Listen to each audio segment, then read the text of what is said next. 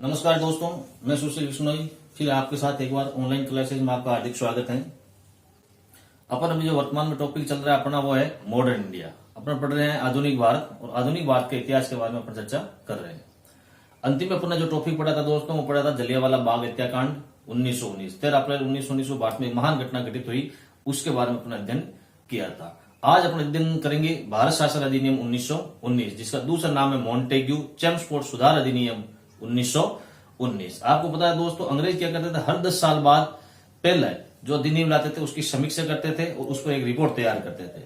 और जो आज से 10 इस अपन जो 1919 पढ़ रहे हैं इससे 10 साल पहले मतलब 1909 में एक अधिनियम अपने पढ़ा था मार्ले मिंटो सुधार अधिनियम 1909। आज अपन उसी का क्या जो मार्ले मिंटो सुधार अधिनियम आया था 1909 में उसके क्या परिणाम आया था उन परिणामों के बारे में चर्चा करेंगे और इस अधिनियम में क्या क्या महत्वपूर्ण विशेषताएं थी उनके बारे में आज अपन अध्ययन करेंगे।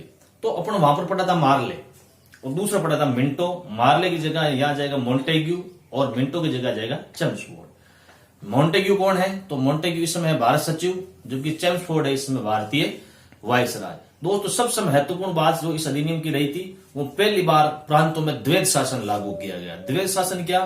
तो जो प्रांतीय सरकारें थी उनमें जो विषय थे वो दो भागों में बांट दिए गए। एक का नाम रखा आरक्षित विषय जबकि दूसरे का नाम रखा हस्तांतरित विषय। और पहली बार उत्तरदायी शासन शब्दों को स्पष्ट रूप से प्रयोग किया गया। उत्तरदायी शासन क्या है? तो आज अपना जो टॉपिक रहेगा दोस्तों वो रहेगा भारत शासन अधिनियम 1919।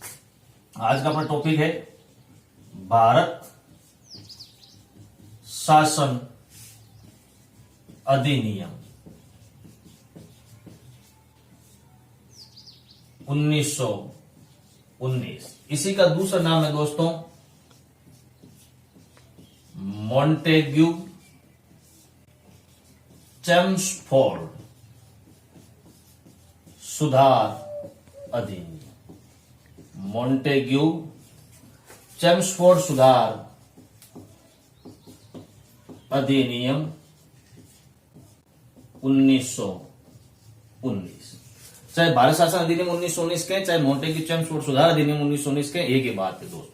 यहां पर अपन दो नाम पढ़ रहे हैं, एक है मॉन्टेग्यू जबकि दूसरे का नाम क्या है? चेम्सफोर्ड। कौन कौन है ये? तो देखो दोस्तों, लॉर्ड मॉन्टेग्यू, लॉर्ड मॉन्टेग्यू पूछ रहे लॉर्ड मॉन्टेग्यू कौन? तो ये है भारत सचिव, भारत सचिव। जबकि दूसरा है लॉर्ड चेम्सफोर्ड, दूसरा जो व्यक्ति है वो है लॉर्ड चेम्सफोर्ड। और चेम्सफोर्ड पूछ ले कौन है? तो यह है इस समय भारतीय वायसराय, भारतीय वायसराय। तो याद रखना आपने को, मॉन्टेग्यू है भारत सचिव जबकि चेम्सफोर्ड है वायसराय। वहां पर अपने पढ़ा था मार्ले था भारत सचिव जबकि मॉन्टेग्यू के साथ में था मार्ले और चेम्सफोर्ड के स्थान पर वहां था मिंटो, जो मिंटो था उसमें भारतीय वायसराय। क्या प्रावधान थे? इन प्रावधानों के बारे में हम अध्ययन करेंगे दोस्तों। प्रावधान याद रखना दोस्तों, वेरी इंपॉर्टेंट प्रश्न। प्रथम बार उत्तरदायी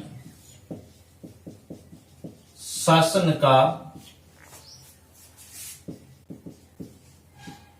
स्पष्ट शब्दों में प्रयोग किया। अंग्रेज पहली बार एक नाम लिख रहे हैं उत्तरदायी शासन। कैसा उत्तरदायी शासन होगा इसके बारे में जो पहली बार इन्होंने स्पष्ट रूप से जो जनता के सामने बात रखी थी वो रखी थी मॉन्टेग्यू चेम्सफोर्ड सुधार अधिनियम 1919 से। दूसरा देखें दोस्तों तो सबसे महत्वपूर्ण, अभी तक जो बजट होता था केंद्रीय बजट और प्रांतीय सरकारों के जो बजट थे वो साथ साथ में पेश होते थे, लेकिन इनमें यह प्रावधान किया गया कि केंद्रीय बजट अलग होगा और प्रांतीय सरकारों का जो बजट है वो अलग अलग होगा। पहली बार केंद्रीय बजट, पहली बार। अब आप देखते हो जैसे वर्तमान में वित्त मंत्री जो बजट पेश करते हैं तो उस प्रकार से उस समय भी बजट पेश होता था। तो पहली बार केंद्रीय बजट को राज्य बजट से अलग से प्रस्तुत किया गया, अलग से प्रस्तुत किया गया। दूसरा कारण देखें इसी सालों, जैसे वर्तमान में अपन भारतीय संविधान की जो 7वीं अनुसूची पढ़ते हैं उसमें संघ सूची, राज्य सूची और जो समवर्ती सूची है, उसी प्रकार वहां पर भी शक्तियां थी। तो केंद्रीय और प्रांतीय सरकारों का विभाजन कर दिया गया। केंद्रीय व प्रांतीय शक्तियों का विभाजन किया गया।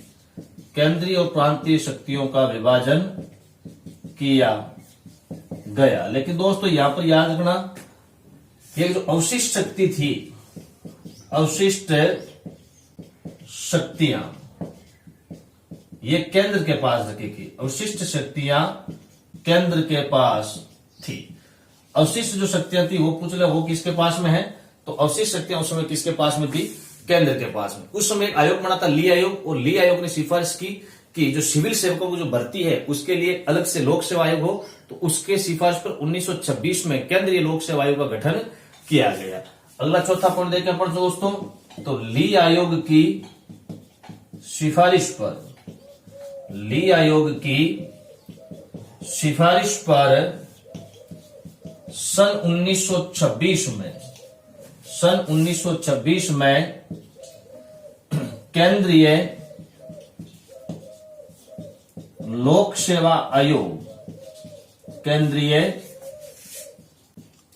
लोक सेवा आयोग की स्थापना की गई। केंद्रीय लोक सेवा आयोग की स्थापना की गई। पूछ ले केंद्रीय लोक सेवा आयोग की स्थापना किस समिति की सिफारिश पर, तो केंद्रीय लोक सेवा आयोग की जो स्थापना हुई थी वो किस आयोग की सिफारिश पर, ले आयोग की सिफारिश। इसके अलावा अगला देखें तो मताधिकार का जो क्षेत्र था उसको बढ़ाया गया और लगभग 10% जनता को मत देने का अधिकार प्रदान किया गया। तो पूछ ले अगला पॉइंट, मताधिकार का दायरा, मताधिकार का दायरा बढ़ाया गया। मताधिकार का दायरा बढ़ाया गया। पार्लियामेंट सुधार अपना अधिनियम पढ़ा था, उसमें सबसे महत्वपूर्ण जो विशेषता थी तो वो थी सबसे प्रथम बार भारत में जो सांप्रदायिक निर्वाचन प्रणाली की जो शुरुआत हुई थी, मतलब मुस्लिमों के लिए जो प्रथम निर्वाचन, उस सांप्रदायिक निर्वाचन प्रणाली के क्षेत्र को बढ़ाकर सिखों को तक और दे दिया। यहाँ पर सिखों को उसमें और सम्मिलित कर लिया गया। वेरी इंपॉर्टेंट पॉइंट है दोस्तों, सांप्रदायिक निर्वाचन प्रणाली, सांप्रदायिक निर्वाचन प्रणाली का दायरा सिखों तक बढ़ाया गया। सिखों तक बढ़ाया गया। सांप्रदायिक निर्वाचन प्रणाली को यहां पर और बढ़ा दिया गया दोस्तों। और भारत सचिव के जो वेतन और जो भत्ते थे उनका भुगतान अभी तक वो भारतीय राजकोष से होता था, उसके स्थान पर अब इनके जितने भी जो भुगतान होगा वो ब्रिटिश कोष से किया जाएगा। पूछ ले महत्वपूर्ण है दोस्तों, तो पूछ ले भारत सचिव, भारत सचिव के वेतन व भत्तों का भुगतान ब्रिटिश कोष से किया जाने लगा। भारत सचिव के जो वेतन और जो भत्ते थे उनका जो भुगतान होता था अब ब्रिटिश कोष से होगा। और गवर्नर जनरल को यह शक्ति दी गई, यदि आपातकाल लगा हुआ है तो उस समय वो अध्यादेश जारी कर सकता है। गवर्नर जनरल को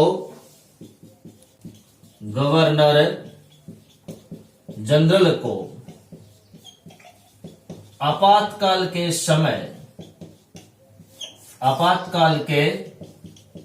समय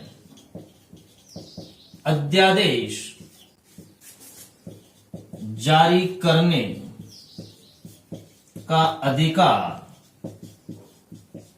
प्रदान किया गया।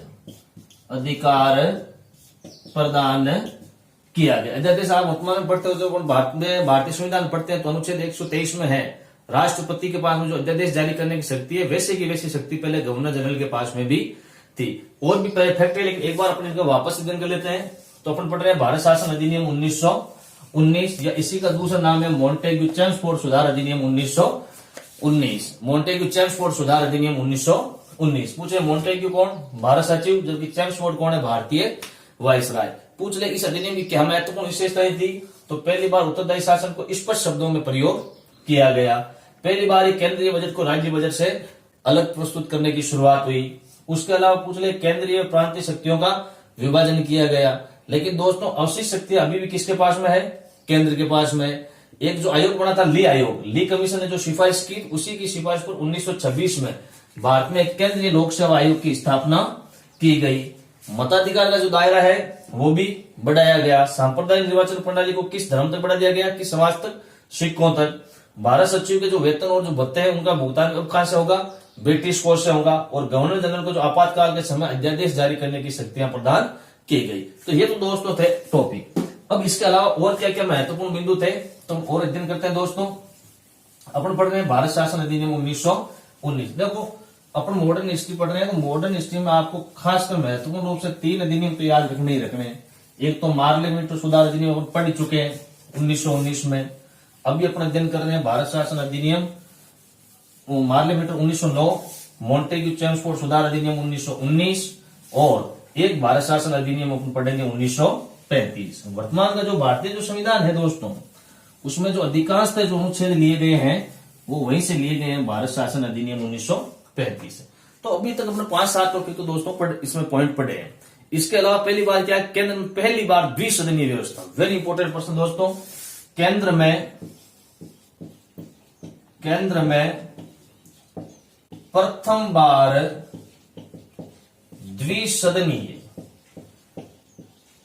द्विसदनीय व्यवस्था स्थापित की गई। द्विसदनीय व्यवस्था स्थापित की गई। द्विसदन कैसे? वर्तमान की तरह जैसे हम लोकसभा और जैसे राज्यसभा पढ़ रहे हैं वैसे के वैसे 2 सदन बनाए गए। यहाँ पर द्विसदनीय व्यवस्था कौन कौन सी? तो वही वर्तमान की भांति। एक तो होगा उच्च सदन और दूसरा होता है निम्न सदन। तो 2 सदन बनाए गए। एक का नाम उच्च सदन और दूसरा था निम्न सदन। पूछ ले उच्च सदन का नाम क्या रखा इन्होंने? उच्च सदन का इन्होंने नाम रखा था राज्य परिषद। राज्य परिषद। और पूछ ले इस राज्य परिषद का कार्यकाल कितना दोस्तों? तो इस राज्य परिषद का कार्यकाल इन्होंने निर्धारित किया था 5 वर्ष। दूसरा हम पढ़ रहे हैं निम्न सदन। इसके जगह इन्होंने नाम रखा केंद्रीय विधानसभा। केंद्रीय विधानसभा। और पूछ रहे केंद्रीय विधानसभा का जो कार्यकाल है वो कितना है? तो केंद्रीय विधानसभा का जो कार्यकाल है वो 3 वर्ष। जबकि उच्च सदन में जो राज्य परिषद थी इसका कार्यकाल कितने वर्ष का? तो दोस्तों 5 वर्ष। इसके अतिरिक्त और सबसे महत्वपूर्ण वेरी इंपॉर्टेंट प्रश्न पूछ रहे महिलाओं को प्रथम बार सीटों में आरक्षण प्रदान किया गया। पूछ रहे महिलाओं को पहली बार सीटों में आरक्षण कब प्रदान किया था? तो महिलाओं को पहली बार सीटों में जो आरक्षण प्रदान हुआ था वो मॉन्टेग्यू चेम्सफोर्ड सुधार अधिनियम 1919 के तहत। इसके अलावा वेरी वेरी इंपॉर्टेंट दोस्तों सबसे महत्वपूर्ण प्रश्न एक हम स्वयं पढ़ेंगे द्वैध शासन। द्वैध शासन 2 स्थानों पर लागू होंगे। एक तो पूछा जाएगा आपको प्रांतों में, दूसरा पूछा जाएगा आपसे दोस्तों केंद्र में। पूछ लेगा प्रांतों में द्वैध शासन लागू कब? तो प्रांतों में द्वैध शासन लागू होता है 1919। जबकि केंद्र में पूछे तो दोस्तों केंद्र में पहली बार प्रांत जो द्वैध शासन लागू हुआ था वो हुआ था 1935 में। वेरी इंपॉर्टेंट प्रश्न। प्रथम बार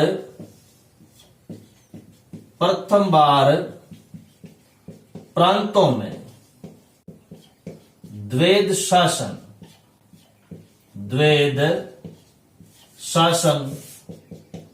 लागू किया गया। प्रथम बार प्रांतों में द्वैध शासन लागू किया गया। अब एक प्रश्न पूछ ले इस द्वैध शासन के जनक, वेरी इंपॉर्टेंट प्रश्न है दोस्तों, पूछ ले कि द्वैध शासन के जनक कौन? तो इस द्वैध शासन के जो जनक थे वो थे लियोनिस कार्टिस।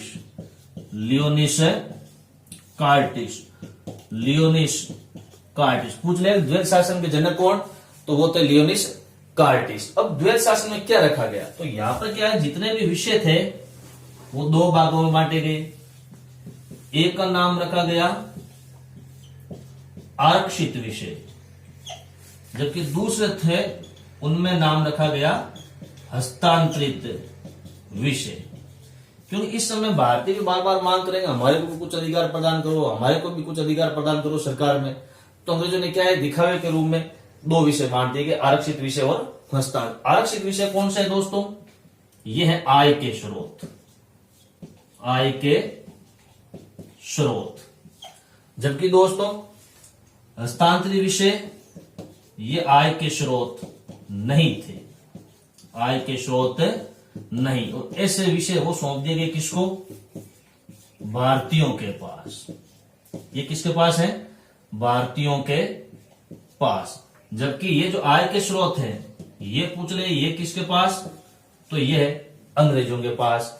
अब आय के स्रोत कैसे, जैसे वित्त, विदेशी विभाग, संचार आदि, जिनमें थोड़ी बहुत इनकम होती थी वो तो रख लिया अंग्रेजों ने अपने पास में। जबकि जिनमें कुछ इनकम नहीं थी, जैसे स्थानीय स्व शासन, स्थानीय स्व शासन, शिक्षा, स्वास्थ्य आदि, ये किसको सौंप दिए गए दोस्तों, भारतीयों को। तो ये था भारत शासन अधिनियम 1919। भारत शासन अधिनियम 1919 के बारे में वापस अपना अध्ययन कर लेते हैं। तो यहाँ पर देखकर पहली बार पूछ ले, केंद्र पहली बार द्विसदनीय व्यवस्था स्थापित किस अधिनियम के तहत, 1919। प्रांतों में पहली बार द्वैत शासन लागू कब किया गया, 1919 के अधिनियम के तहत। महिलाओं को प्रथम बार सीटों में आरक्षण कब दिया गया, तो 1919 के अधिनियम के तहत। इसके अलावा पूछ ले प्रथम बार स्पष्ट रूप से उत्तरदायी शासन के शब्दों का प्रयोग कब, तो वो 1919 में। मताधिकार का दायरा कब बढ़ाया गया, तो वो 1919 में बढ़ाया गया। केंद्रीय लोक सेवा आयोग की जो सिफारिश, किस आयोग की सिफारिश को स्थापना हुई थी उसकी, तो वो था ली आयोग। तो ऐसे करके इन्होंने एक अधिनियम बनाया और ये अधिनियम था भारत शासन अधिनियम 1919। इस भारत शासन अधिनियम 1919 का जब लागू किया गया इन अधिनियम की महत्वपूर्ण बातों को, तो इस समय भारत में दो प्रमुख दल है, एक है उदारवादी जबकि दूसरा है उग्रवादी। उदारवादियों से पूछा गया आपकी इसके बारे में क्या मत है, क्या राय है, तो दोस्तों उदारवादी कहते हैं भारत का मेघना कार्टा, उन्होंने भारत का मेघना कार्टा के नाम से इसको संबोधन किया। जबकि उग्रवादी, और उग्रवादियों में देखे अपन तो प्रमुख जो नेता थे बाल गंगाधर तिलक। बाल गंगाधर तिलक कहते ये उत्साह विहीन सवेरा है और अत्यंत निराशाजनक है, जिसमें सवेरा तो हुआ ही नहीं है, मतलब किरण तो निकली नहीं है, अंग्रेज कह रहे हैं सवेरा हो गया। तो ऐसे संबोधन किए। उदारवादियों ने मेघना कार्टा कहा है, जबकि उग्रवादियों ने कहा है कि ये उत्साह विहीन सवेरा है। तो ये था अधिनियम भारत शासन अधिनियम 1919। आज अपन ने अध्ययन किया 1919 के अधिनियम के बारे में। अगला जो टॉपिक अपन ने 3 चरण पढ़ेंगे राष्ट्रीय आंदोलन। भारतीय राष्ट्रीय आंदोलन के जो 3 चरण है उनमें जो पहला चरण है 1885 से लेकर 1905, ये है दोस्तों उदारवादी दल, मतलब उदारवादियों का समय है। 1905 से लेकर 1919 तक जो है वो है उग्रवादियों का समय। जबकि 1919 से लेकर 1947 तक, मतलब भारत की आजादी तक अपन तीसरा जो युग पढ़ते हैं वो अपन पढ़ते हैं दोस्तों गांधी युग के बारे में। तो अगला जो अपना टॉपिक रहेगा दोस्तों वो अपन अध्ययन करेंगे गांधी युग। महात्मा गांधी का क्या व्यक्तिगत जीवन था, कौन थे महात्मा गांधी, क्या उपलब्धियां थी उनकी, क्या भारतीय राजनीति में उनका योगदान है, क्या भारतीय इतिहास में योगदान है, और भारतीय जो स्वतंत्रता प्राप्ति थी उसमें गांधी जी की क्या भूमिका रही थी, उस टॉपिक के बारे में अध्ययन करेंगे अगले वीडियो। थैंक यू, धन्यवाद।